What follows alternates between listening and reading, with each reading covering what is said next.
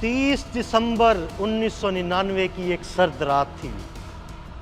शब के तकरीबन 8:45 बजे का वक्त था जब CIA हेडक्वार्टर लाहौर में पुलिस एहलकार एक प्रेस कॉन्फ्रेंस में ये वजाहतें देने में मसरूफ़ थे कि पाकिस्तान की तारीख का सबसे सफ़ाक कातिल उनकी पहुंच से कैसे बच निकला।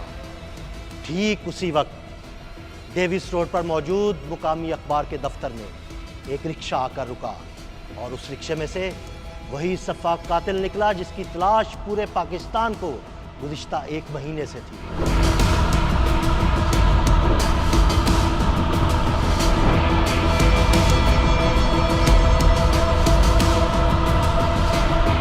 उन्नीस 1990 और 1998 में बच्चों से ज़्यादती के 2 मुकदमात का सामना करने और जेल की हवा खाने वाला जावेद इकबाल आखिर सीरियल किलर कैसे बना।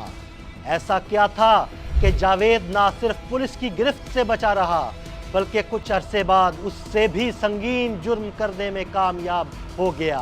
बच्चों के कत्ल का ये सिलसिला 20 जून 1999 को रावी रोड के उस मकान से शुरू हुआ जो कुछ अरसा कबल ही जावेद इकबाल ने किराए पर लिया था। तो यह है कि वो शुरू से ना शोहरत का भूखा था।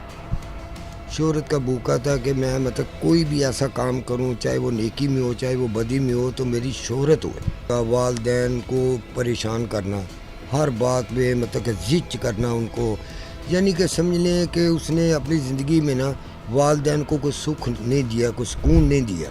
26 जुलाई को वालदा के इंतकाल के बाद जावेद इकबाल की जानिब से बच्चों को कत्ल करने की वारदातों में तेजी आ गई। जावेद की डायरी के मुताबिक आखिरी बच्चे का कत्ल 13 नवंबर को किया गया। जावेद इकबाल ने अपनी डायरी में दावा किया कि 17 सितंबर की रात उसके 2 नए मुलाजमीन ने अरबाब नामी मुलाजिम से ज़्यादती की कोशिश की और उसे कत्ल कर दिया और उसे कत्ल करने के बाद पैसे चुराकर फरार हो गए।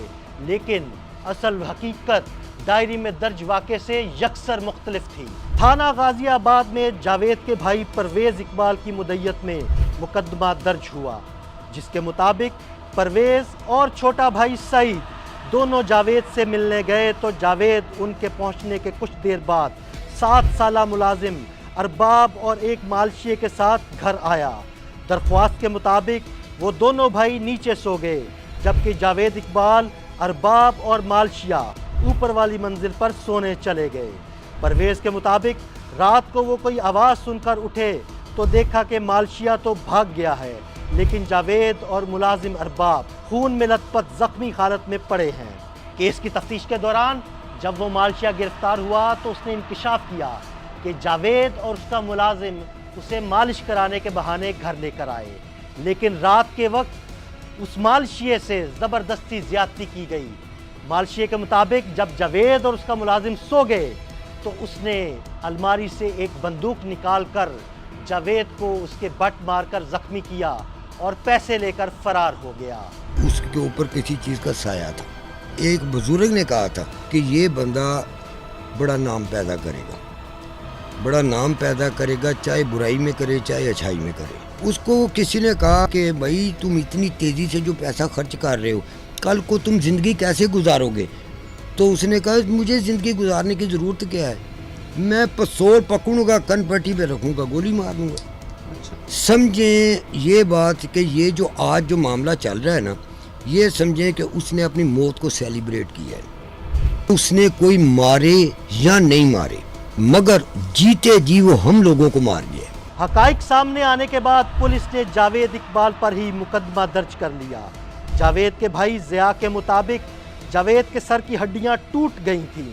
हमने डॉक्टरों को कहा कि किसी तरह इसे बचा लें, बस वही गुनाह हमसे हुआ।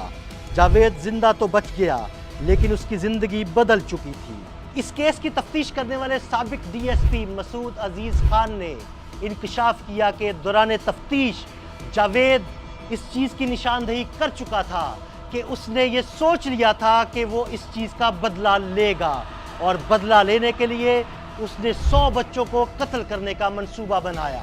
वाक़े के कुछ अरसे बाद जावेद रावी रोड के उस मकान में मुंतकिल हुआ जहां उसने अपने इस मंसूबे को अमली जामा पहनाया। जावेद के साथ 1998 में ایک ایسا واقعہ پیش آیا جو اسے موت کے دہانے پر لے گیا۔ مکان کرائے پر لینے کے بعد جاوید اقبال نے پولیس افسران کو خط لکھنے شروع کر دیے اور ان خطوط میں اس نے انکشاف کیا کہ وہ 100 بچوں کو قتل کر چکا ہے۔ پولیس نے ان خطوط کو دیکھتے ہوئے ابتدائی تفتیش کی اور ابتدائی تفتیش کے بعد پولیس نے جاوید اقبال کو ایک پاگل شخص قرار دے دیا۔ جب جاوید کو لگا کہ پولیس اس کے خطوط پر کوئی توجہ نہیں دے رہی تو اس نے یہی خط لاہور کے ایک اخبار کے ایک کرائم ایڈیٹر کو لکھ دیے۔ جب جاوید اقبال کا خط اخبار کے کرائم ایڈیٹر کو ملا تو اس کے ساتھ تقریباً 70 بچوں کی تصاویر بھی موجود تھیں اور اس خط میں یہ انکشاف کیا گیا تھا کہ میں نے 100 بچوں کو قتل کر دیا ہے اور اگر آپ اس کی تصدیق کرنا چاہتے ہیں تو ان بچوں کی باقیات اور ان کے کپڑے میرے راوی روڈ والے گھر پہ موجود ہیں۔ جب اخبار کے ایڈیٹر نے اس کی تحقیق کرنے کا فیصلہ کیا تو وہ اگلے دن اس گھر پہنچ گیا۔ جب وہ گھر پہنچا تو گھر کو باہر سے تالا لگا ہوا تھا۔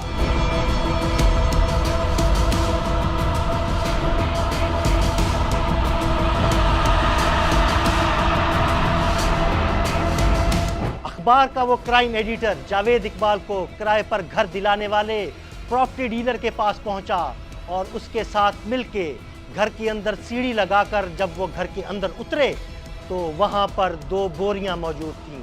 ایک بوری پر لکھا تھا 100 بچوں کے کپڑے اور دوسری بوری پر لکھا تھا 100 بچوں کے جوتے۔ یہ سب چیزیں دیکھنے کے بعد وہ کرائم ایڈیٹر اور کرائے پر گھر دلانے والا پراپرٹی ڈیلر گھر کے اندر موجود ایک سٹور میں پہنچے تو اس سٹور کے اندر 2 ڈرم موجود تھے۔ ان ڈرموں کو جب دیکھا گیا تو ان ڈرموں کے اندر انسانی باقیات موجود تھیں۔ جیسے ہی انسانی باقیات کا انکشاف ہوا تو تھانہ راوی روڈ پولیس کو فون کر کے اس واقعے کے بارے میں اطلاع دی گئی۔ پولیس نے گھر کا مکمل طور پر جائزہ لیا۔ انہیں وہاں سے نیلے رنگ کے ڈرموں میں موجود انسانی باقیات بھی ملی اور انسانی بالوں کے 2 جگ بھی ملے، جبکہ اس کے علاوہ جاوید اقبال کے ہاتھ کی لکھی 2 ڈائریاں اور بچوں کی تصاویر بھی ملی۔ یہ سب چیزیں ملنے کے بعد پولیس نے جاوید اقبال کے خلاف مقدمہ درج کیا اور اس کی تلاش شروع کر دی۔ پولیس کو خط لکھنے والا جاوید اقبال اب ایک چھلاوا بن گیا تھا جسے پولیس ڈھونڈ نہیں پا رہی تھی۔ پولیس نے کئی علاقوں میں چھاپے مارے اور جاوید اقبال سے رابطے میں رہنے والے کئی لوگوں کو گرفتار بھی کر لیا گیا، لیکن اس کے باوجود پولیس 100 بچوں کے اس قاتل کو پکڑنے میں مکمل طور پر ناکام نظر آئی۔ 2 دسمبر 1999 کو SHO تھانہ راوی روڈ کی مدیت میں جاوید اقبال کے خلاف 100 بچوں کے قتل اور زیادتی کا مقدمہ درج ہوا، جبکہ 30 دسمبر 1999 کی رات جاوید اقبال کو گرفتار کر لیا گیا اور اس پر مقدمہ چلا۔